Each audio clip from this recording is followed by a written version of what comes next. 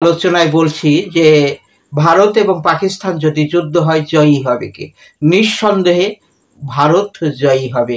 কারণ পাকিস্তান তার এর আগে আরো ৩-৪টে যুদ্ধে ভারতের সঙ্গে লড়াই করেছে। এই ৩-৪টে যুদ্ধতেই পাকিস্তান কিন্তু পরাজিত হয়েছে। আর সেই ক্ষেত্রে নিঃসন্দেহে বলাই যায় যে ভারতের যে প্রতিরক্ষা ক্ষেত্রে প্রতি বছর যে ব্যয় হয়, আর পাকিস্তানে তার ৩ ভাগের ১ ভাগ ব্যয় করে।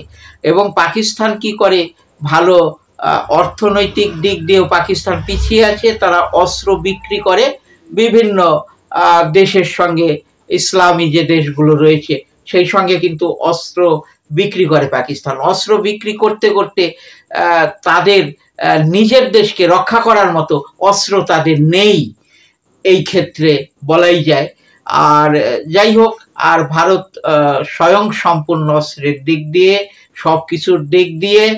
আর পাকিস্তান তাদের যে পরিকাঠামো, তারা যে কি বলবো, যে অস্ত্র তৈরির তাদের যে কারখানা, সেটা অনেক পুরনো ধরনের। তারা যদিও কিছু অস্ত্র বিভিন্ন দেশ থেকে আমদানি করে এবং সেটা তারা আবার রপ্তানিও করে দেন। এই ক্ষেত্রে ভারত ভালো জায়গায় রয়েছে। যুদ্ধ লাগলে অবশ্যই পরাজিত অবশ্যম্ভাবী পাকিস্তানের। আর একদিকে আরো একটা কথা যেমন বলা যায় যে সিন্ধু চুক্তি ভারত আপাতত স্থগিত করেছে, সেই ক্ষেত্রে পাকিস্তানে কিন্তু শুকিয়ে যাবে, এটাই স্বাভাবিক, মরুভূমিতে পরিণত হবে। এবং বাংলাদেশও লাফালাফি করার কিছুই নেই। পদ্মায় যে ফারাক্কা বাঁধ দেওয়া হয়েছে জানেন, পদ্মা নদী যদি শুকিয়ে যায় বাংলাদেশেও এর প্রভাব পড়বে। এটা কিন্তু বাংলাদেশেরও মনে করা উচিত।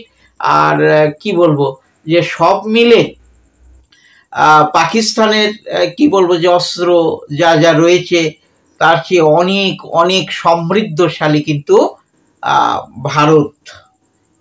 নিঃসন্দেহে বলাই যায় যে ভারত এ যুদ্ধে জয়ী।